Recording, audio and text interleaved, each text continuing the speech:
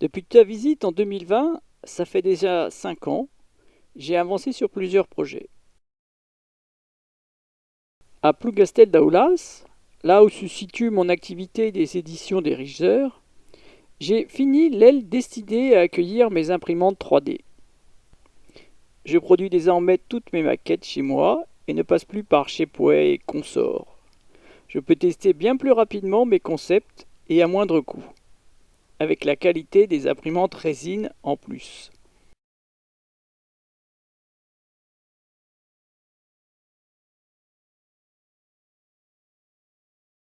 Ensuite, j'ai entamé le projet Bretagne Miniature.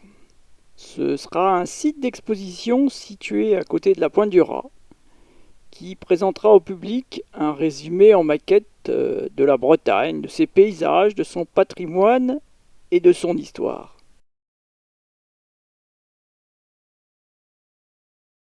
C'est pour cette raison qu'une large partie de mon catalogue est composée de maquettes de bâtiments bretons.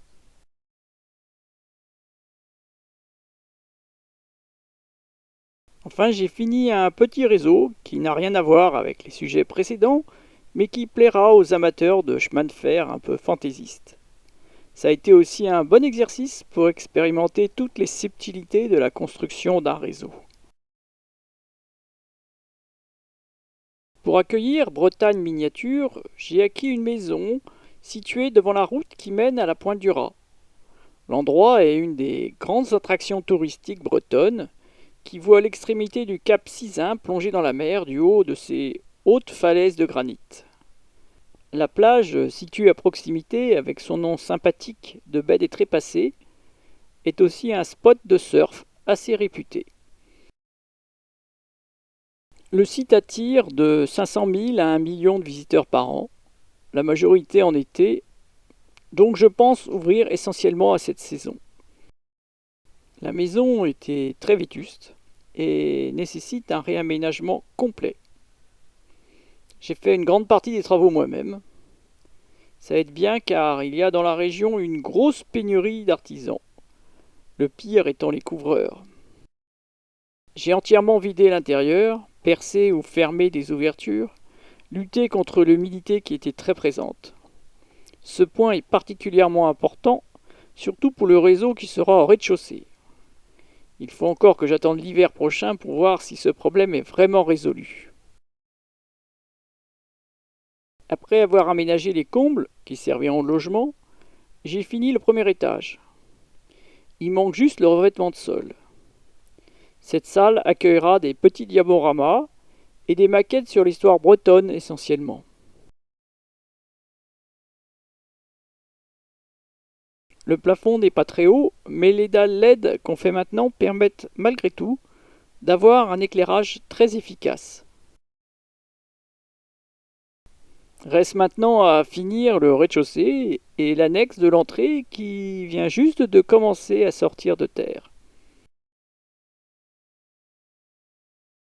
J'ai défini les grandes lignes du grand réseau du rez-de-chaussée avec cette maquette numérique. Les boudins représentent les voies simples ou doubles.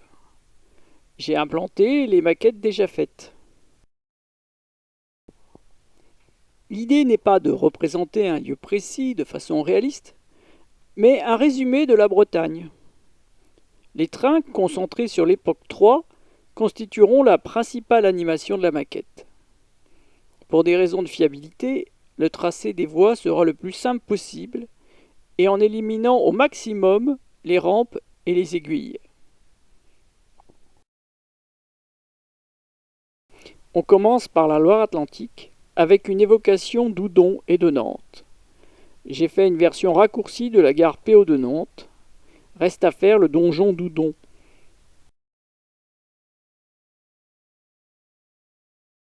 Ensuite se trouve une évocation de l'île-et-Vilaine campagnarde, avec la curieuse église de village au nom aussi curieux de Cornu. Le voyage se poursuit dans le centre-Bretagne, avec une petite gare secondaire entourée d'un petit manoir et d'une chapelle. Après se trouve une représentation des nombreuses villes de fin d'estuaire.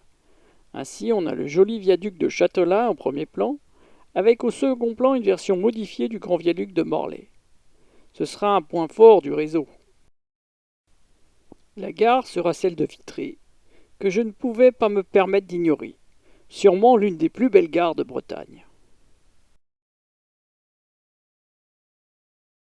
Au nord se trouvera une montagne digne du Ménésôme, et une petite fantaisie avec un chemin de fer à crémaillère. Dans le coin nord-est, on termine avec un petit port typiquement breton, avec une gare de l'ancienne ligne de Crozon.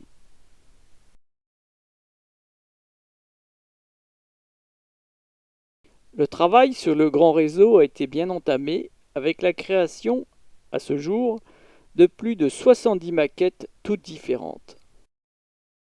Le gros des bâtiments ferroviaires est maintenant fait, avec ses 4 gares ainsi que leurs annexes. J'ai essayé d'être le plus représentatif possible. J'ai un petit faible pour l'architecture PO qui a produit de très beaux bâtiments colorés, comme leur halle que j'ai reproduit. Sinon, il y a aussi un poste d'aiguillage, une remise de locomotive, un château d'eau et bien entendu une maison de garde-barrière. Le poste d'aiguillage est ma seule incursion dans l'architecture en béton, faute de candidats bretons intéressants d'époque antérieure. À part un portail du tunnel, je ne me suis pas encore intéressé aux ouvrages d'art, particulièrement les viaducs. J'attends d'avoir les plans définitifs avant de me lancer dans la réalisation de ces maquettes qui seront assez monumentales. Niveau architecture non ferroviaire, il y a de quoi faire. Il y a d'abord un village traditionnel breton, avec ses maisons en pierre couvertes d'ardoises, encadrées par des carrés de cheminées symétriques. Sans oublier le lavoir et le calvaire. Des chaumières de Tréguinque en pierre levée complètent ce tableau. Mais en Bretagne, on a aussi d'autres types d'architecture, surtout au bord de la Loire. Des toitures moins pentues, mais aussi des tuiles rondes qui sentent déjà la Méditerranée.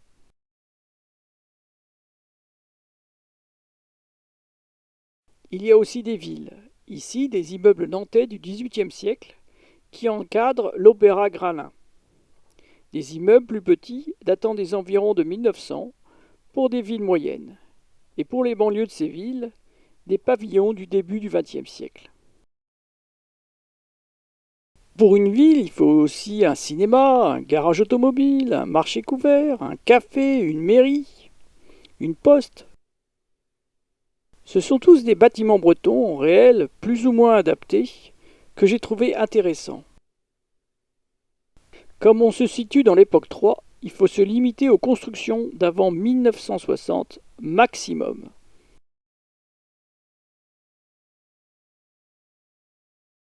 Ah non, celui-là il n'est pas breton mais isérois. Mais comme je le trouvais amusant, je me suis dit qu'avec son toit en ardoise, il irait aussi bien à Nantes. En Bretagne, il y a aussi, enfin, d'abord la mer. Donc des phares, petits ou grands, à simple ou à double lanterne. Les abris du marin faits pour leur éviter de trop fréquenter les bars. Et une conserverie. Pour finir, et en vrac, un moulin à vent motorisé, un moulin à eau aussi motorisé, une chapelle gothique bigoudaine, un imposant presbytère du Cap Sizun, un manoir gothique et un autre manoir néo-gothique.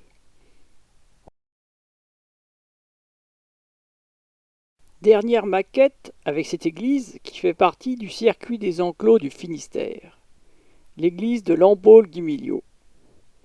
Je me suis amusé à restituer la flèche dans toute sa hauteur. Elle fait ici 64 cm.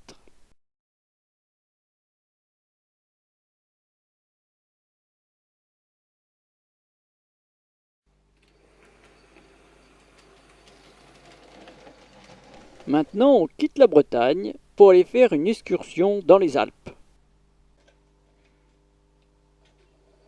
J'avais un peu la nostalgie des sommets et je me suis lancé il y a de ça 10 ans dans un petit réseau montagnard à voie étroite.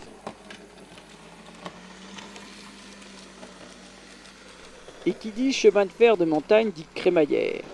Je peux ainsi atteindre un dénivelé de 60 cm sur un peu moins de 2 mètres carrés.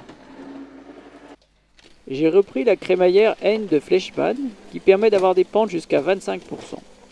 En pratique 20% et 10% dans les courbes serrées. J'ai simplement changé les caisses et les attelages par des pièces en impression 3D. Mes premières impressions 3D d'ailleurs.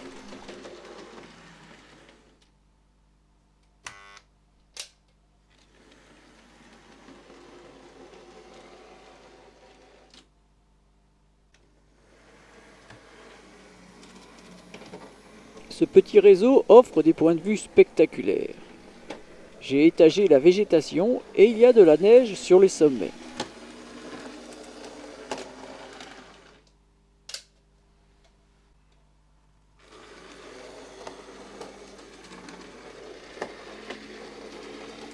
La conception et la pose de la voie demandent une grande rigueur. Et le décor doit être conçu pour ne pas gêner le nettoyage de la voie. J'ai conçu 8 wagons sur base Tillig HOE. Un train ne peut pas en pousser plus de 3 sous peine de déraillement. La gare basse est donc conçue pour faire du triage. Ça demande un peu de réflexion pour pouvoir créer la composition souhaitée.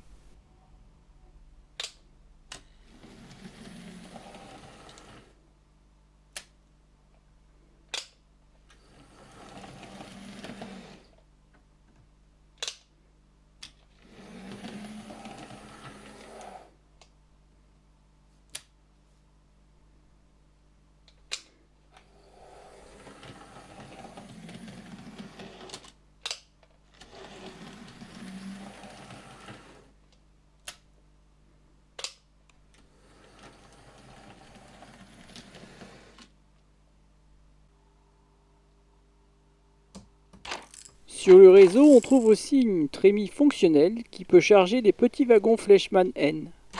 Ils ont juste reçu des attelages HOE. J'ai évité de les peindre pour ne pas entraver leur fonctionnement.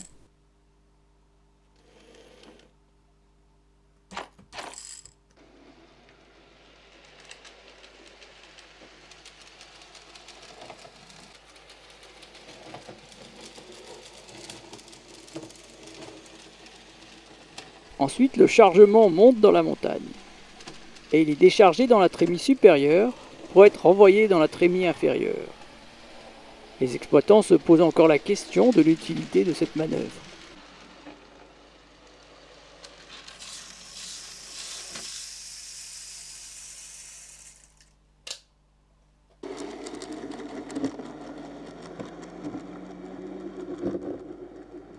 Conduire le train demande un certain doigté.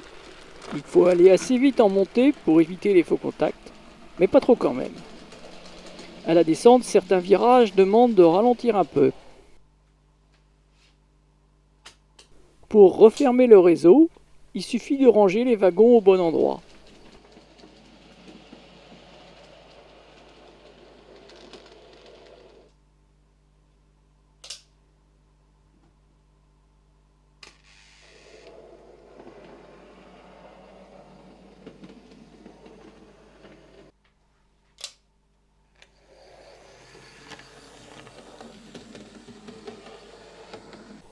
De même, la locomotive va dans sa remise.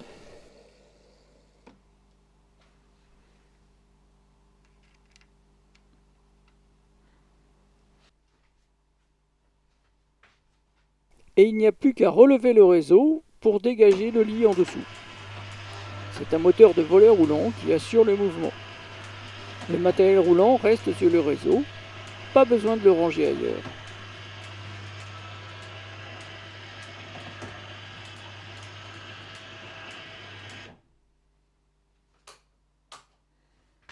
Rassurez-vous, aucune des personnes qui ont été sur le lit n'ont été écrasées.